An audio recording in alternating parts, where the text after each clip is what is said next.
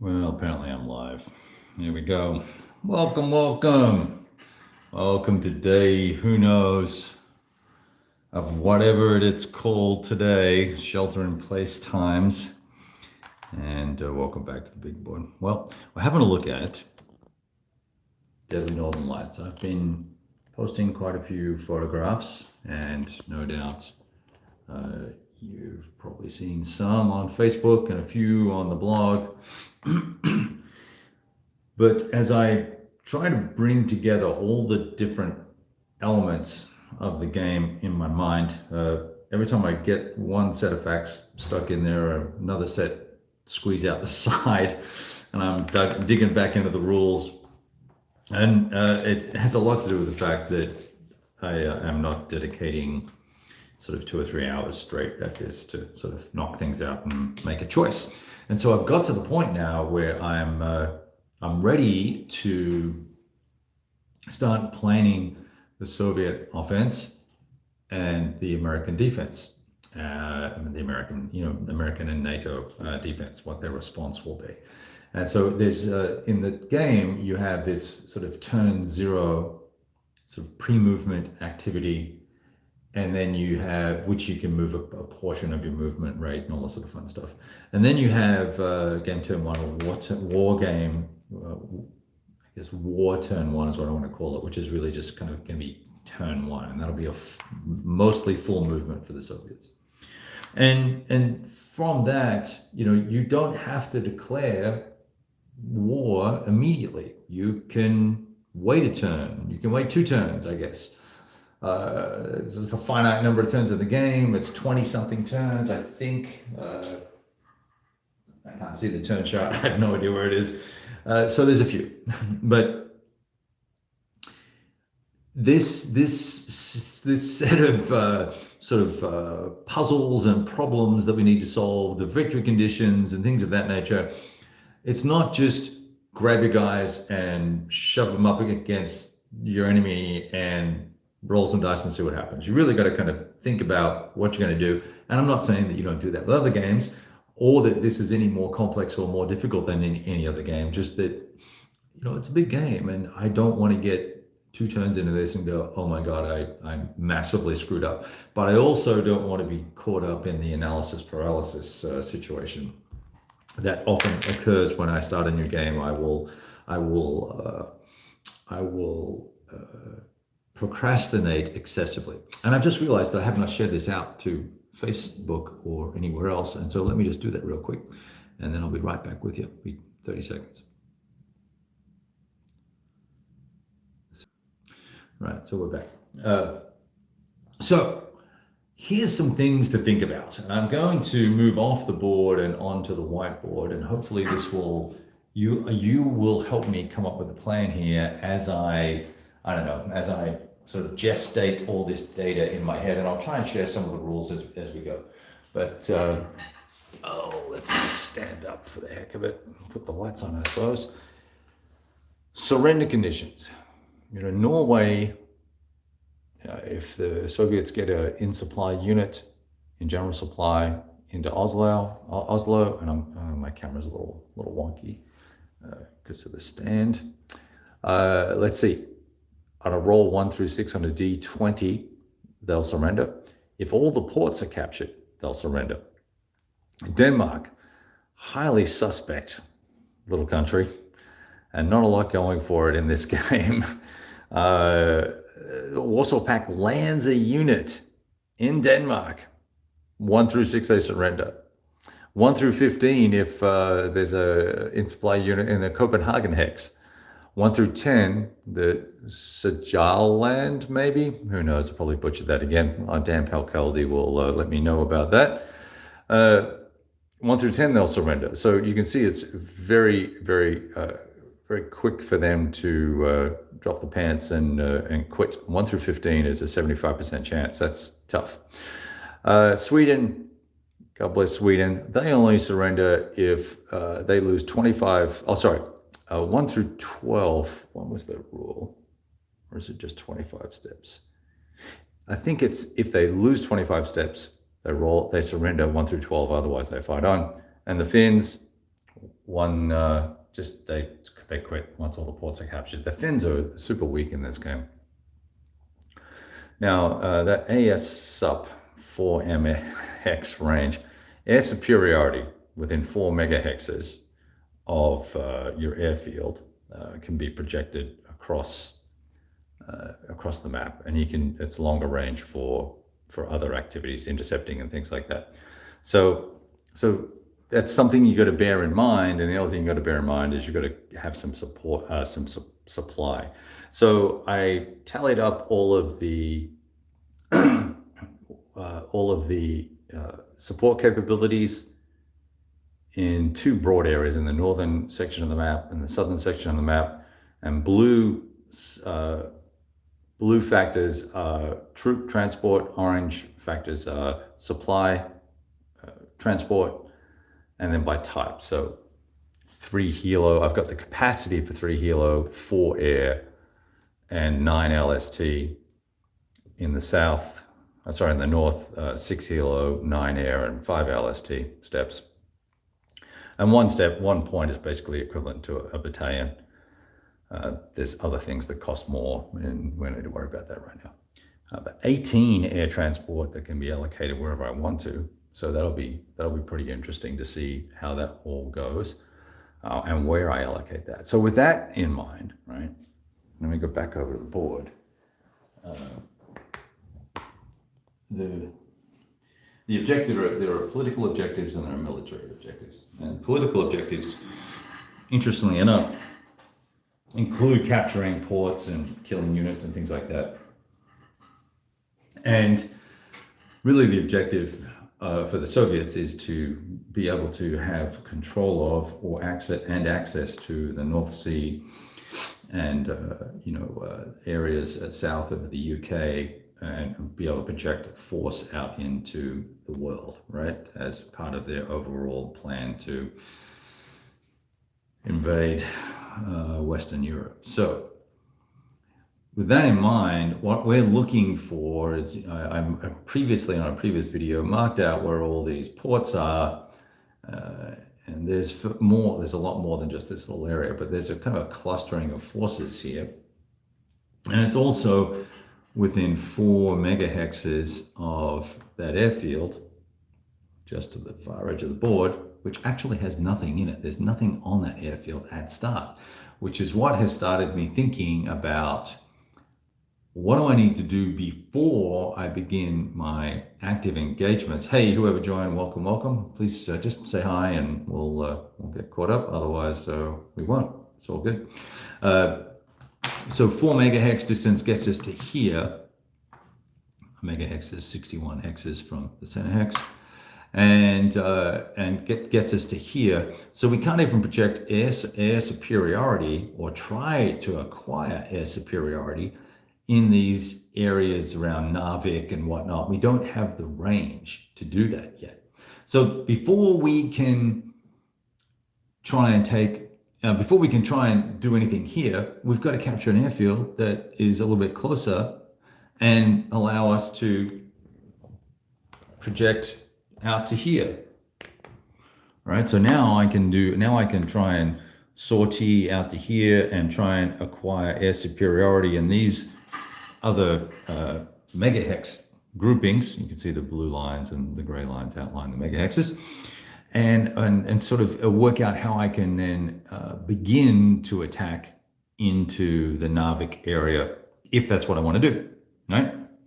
Now, so now we have 2 steps that we need to conduct before we even begin our invasion. So we've got to move some assets. Let me just move the rules out of the way here. So we're going to move some assets into place. So over here we can see here's airfield 413. It's empty at start, as best I can tell. Let me make sure. Yeah, that's all 412, which is here. So 413 is empty, and it's in. It's on map. These guys, the little codes here, tell you whether it's a hex location or an off-map location that you can see up here. And the bulk of the forces, the naval forces and some paratroopers and stuff, are all sitting here in Murmansk in this particular hex, but obviously it doesn't all fit. And I'm overweight with my allocations here. Basically, I've got a lot of stuff from the North Sea all being allocated to Murmansk at the moment. This is going to have to be split up into some stuff that's going to provide supply at some point to a port that we capture.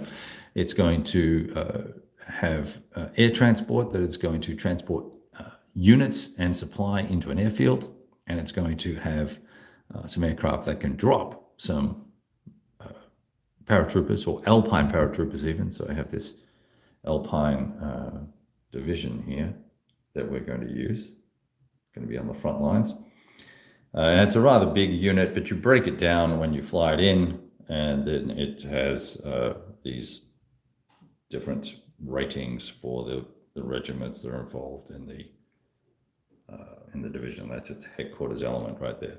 So that, and they're a particular unit, and I'm using them here because they have both Alpine capabilities and they can be paradrop. So pretty powerful stuff. All right.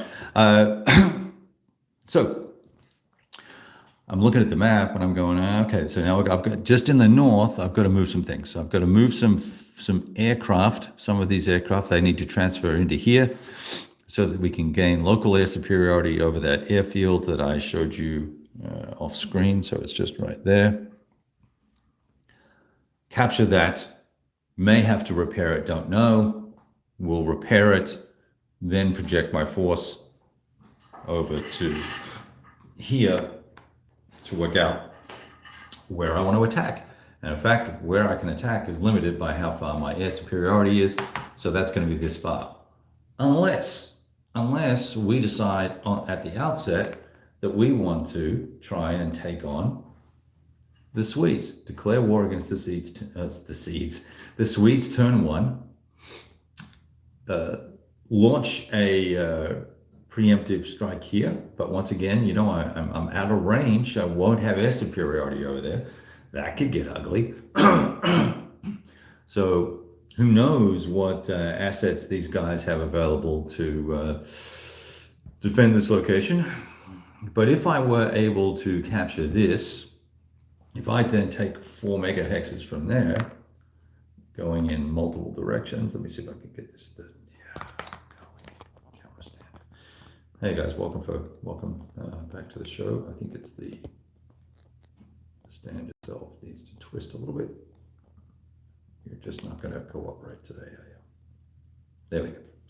So from here, 1, 2, 3, I could reach back to that airfield. I can obviously cover all of the Narvik area and the ports. You sucker. The ports, I saw that drop out of my corner of my eye. And then this going this way, 1, 2, 3, 4. Funnily enough, only gets me down to one more port and airfield, which is right here. This camera is proving to be difficult today, so let's do this. All right. This here. So that would allow me to capture 1, 2, 3, 4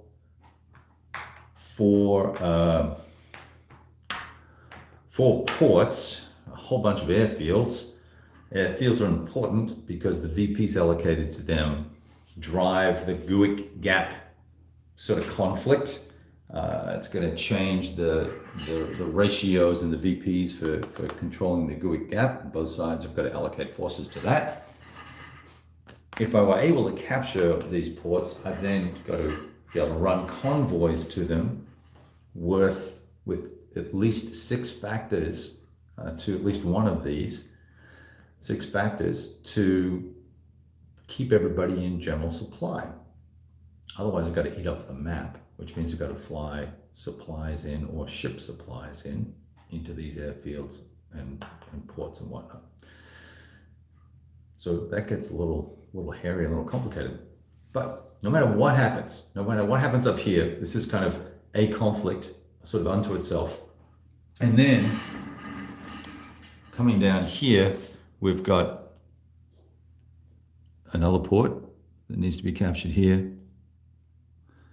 We've got another one here, another one here, another one here, large naval base here, and naval base here, and then of course Oslo itself with a port as well, which is now just out of frame. I'm going to let the camera sag now, since it seems to like to do that.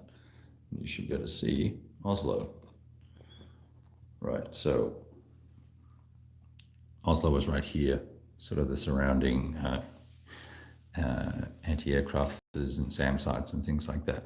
So that's Norway's situation. Any sort of reaching across the map by the Soviets is not really possible to get to here. So we're probably going to have to come at Norway from the south. I did, have a look over here to see if there was an opportunity for us to try and land some forces somewhere, like maybe this port and airfield here. And will that get us into range 1, 2, 3? Well, it will. It'll let us have air superiority over the Oslo area, but then I would have to cascade forces over again once Oslo fell, which might be, it might spell the doom for, it's not going to work. Yeah, Oslo might surrender on a 1 through 6. If there are units that are in supply. So they're going to have to be in supply. So that means we're going to have to capture a port, have a convoy from the port. So before anything can happen in Oslo, we're probably going to have to capture Denmark. We're going to have to be able to run a supply line through Denmark or across Sweden. Which one looks easier? You tell me. I don't know. That guy's got to go somewhere. I'm not sure where he goes. So then the Danes, to me, seem to be the weakest link in the chain because of the crappiness of the forces, first of all, the weakness of the Air Force, and the East Germans here, and the ability for us to use both the naval landing and airborne. I can use the Polish airborne on turn 2 to try and 1-2 punch these guys, and I can do that pretty much from the outset. I can blanket with air. We can pound away at it. And I've got a lot of naval forces here. I haven't allocated these guys I'm keeping them off the charts over there because it's getting a little crowded. So I'm allocating these into Gdansk and Kaliningrad there. And then we're looking to, how are we going to launch forces this way over into Denmark and assess the opportunities to inflict maximum pain as quickly as possible into the Sejal land, and Copenhagen is right here. So if we can take Copenhagen and get a Soviet unit in there in supply, we can force a surrender roll, which might knock them out of the battle real quick. That would then allow us to use this as a staging area, hopefully keeping the Swedes out of the fight. And then we can run, keep in mind, look, if Sweden surrenders, then I'll have access to this port right up here. Now I've got a nice easy commute for a convoy that can still be intercepted or interdicted by submarines and by air, but I can protect it pretty aggressively by putting air superiority on 1, 2, 3 locations and focusing in on that. Take Oslo. Then it's a matter of just cleaning up. It should be easy, right? So that's kind of the way I'm thinking about it at the moment. The challenges are the logistical and sequencing challenges. It's actually more sequencing than it is logistical, because you're not really terribly worried about supply. Is not going to be while it's important, you're able to get supply into places by flying it in, as long as it's escorted. And I think that will serve us well as the Soviet player. Now, as the NATO player, I haven't really given a lot of thought yet either It's really going to be in part a reactionary mode to what the Soviets do, but certainly looking to launch the Danish Navy, what there is of it, submarines and whatnot, and try and get them into the fight and sinking valuable things like supply ships and things of that nature, and avoiding the physical navy of the Soviets. So there's that, and then same with all of these forces here, minesweepers and mine layers. I want to be able to mine all of these areas where there are ports, make it difficult for the access route to these ports for the Soviets. I've actually stationed all of the submarines. I believe that's all of them. Is that all of them? That's not a submarine. Where did I put them? I put them up here somewhere. Here they are up here. Got all the subs up here. I want to be able to force a slow and steady approach by the Soviets. I think the best way to do that is to get the subs out there in force and attempt to if they do capture a port, interdict the supply line, and B, definitely try to sink whatever I can, however I can, that is meandering around here, task force and whatnot. Keep in mind, I'll have an off-map carrier group that will possibly be able to apply some ASW efforts in this area as well, and some naval surveillance in this area, and really drive some pretty high tempo activity here if I can. If I get to a point where we can then start sneaking some guys in here, maybe I can do an amphibious landing somewhere and start doing some raiding and attacking in this area. Maybe you can recapture a port, force the Soviets to invest more effort here and less in the leapfrogging down the coastline. So lots of options there for them. I don't know what the British, the Canadians, and the other NATO forces can do for Denmark. I am suspecting that the Danes will fall out of the game real quick. Now, here's something that's interesting about the Swedes as well. On a roll of, I think, 1 through 12 or 1 through 15, one of the two, the Swedes will come in on the side of NATO anyway.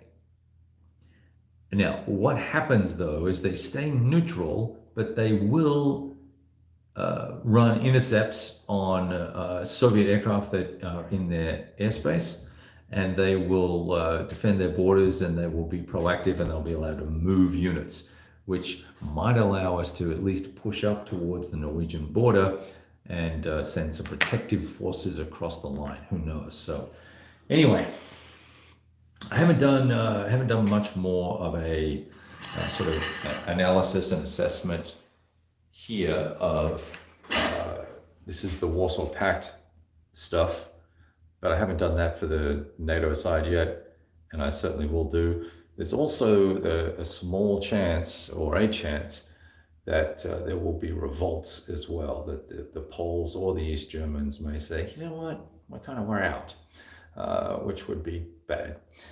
I've got the reinforcements sort of slapped down here, the potential reinforcements anyway. We'll get to all of those in a wee bit over the next hour or so, but I'm getting ready to do turn 0 and start moving some units around and getting after it. So if you have watched this far and are interested and want to post comments on what you might do, given some of the restrictions I've talked to you about in terms of supply and having to have decent supply lines, because there's no rail or highways here, no autobahns to allow us to just, trace back to an eastern edge, as the case may be. It's going to have to be through a port. So we're going to have to capture a port in the very early stages. And then from there, it's from the port 20 movement points based on some mode of movement, one or the other, road or tactical, depending on the terrain you're in. And and that's going to drive that'll be the limit of our extension. So we're going to have to land, capture airfields, capture the port, fortify, dig in, get a convoy established, then proceed from there, and then probably do it all again in some interim manner down here. Then that's going to be 1, 2, 3, 4. Yeah, so if I capture this port here, that will allow us to jump down to here and take this port on. And then, of course, the next big leap has to come from a push from the south. So it has to be a north-south pincer movement at the kind of grand scale. Go have a look at Google Maps and see how long and how much of the planet Norway takes up. It's frigging huge. It's longer than all of Europe. All right. When I say all of Europe, I mean all of Western Europe. So Germany, France, Spain, etc. Anyway, that's all I had for you guys. I just was going to check in with you. I was hoping we get a few more people to hang out, but obviously it's early afternoon times. So thanks for those that pass by and check this out. We'll appreciate it. And we'll talk to you all very soon. And we'll have probably not going to have a lot of live play because this is pretty involved, but certainly we'll pop on to talk about combats and supply and how things have gone wrong and how badly I've done. We'll certainly be doing all that sort of action just as soon as I can. All right, talk to you soon.